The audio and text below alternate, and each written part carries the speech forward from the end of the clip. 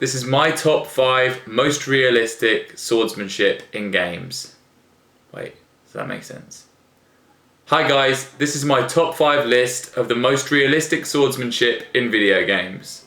Just to let everybody know, by realistic I mean most historically accurate or practical swordsmanship. So with that in mind, let's get going. In at number 5 is For Honor, an upcoming game from Ubisoft. Now, I was kind of in a bit of a debate about whether to include a game that's not actually out yet in the list, but it was going to either be this or Dark Souls. It does have some silly things in there. The size of the weapons is a bit big. The swords are quite thick a little bit. And the spinning tacks have been included, which isn't great when it comes to realism. But I think they deserve this position in the spot simply for having the murder stroke in there, for having half swording. Number 4 on my list is Chivalry. I really enjoy this game. This is probably one of my more favourite ones from the list. The combat's pretty good. It's fairly accurate.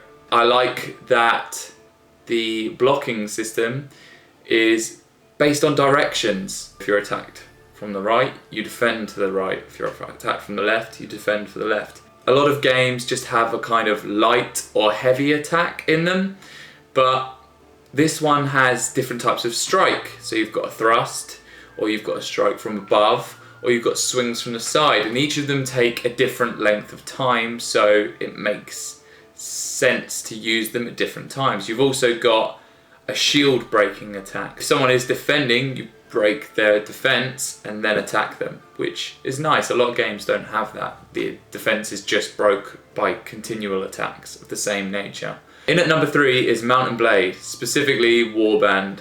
Well, that's the only one I've played, so I don't know if the other ones are the same. Realistic armors and clothing, and the swords are realistic, the weapons are realistic. I haven't played it much. I've heard a lot about how good it is. To me, I can't really get past the game's lack of polish, but as far as realistic terms, it's pretty high up there. Number 2 is Bushido Blade. On the PS1. This is quite an old game. It's not the prettiest thing to look at. It's actually a fighting game, but it doesn't have health bars. It has this true to life damage system where an attack to the head kills instantly. It's based on more sensitive areas. If you're hit on the leg, the fight continues, but you go down to one leg. You can still possibly kill your opponent, but you can't use your leg, which is great. Footwork.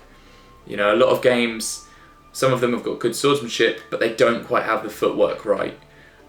This game does. Distance and spacing is really, really important. I'm not sure how good they are with the other weapons because I'm not very familiar with them, but when it comes to Kenjutsu and Japanese swordsmanship, this game is pretty spot on, or as close as you're going to get in a fighting game of this kind. My number 1 is Kingdom Come Deliverance.